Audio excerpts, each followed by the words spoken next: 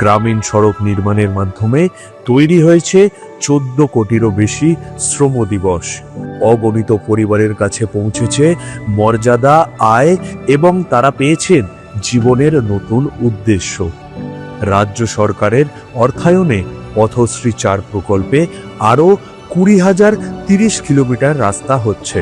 বরাদ্দ করা হয়েছে 8,488 কোটি টাকা। পথশ্রী 1, 2 ও 3 প্রকল্পে তৈরি হয়েছে 39,500 কিলোমিটারেরও বেশি রাস্তা।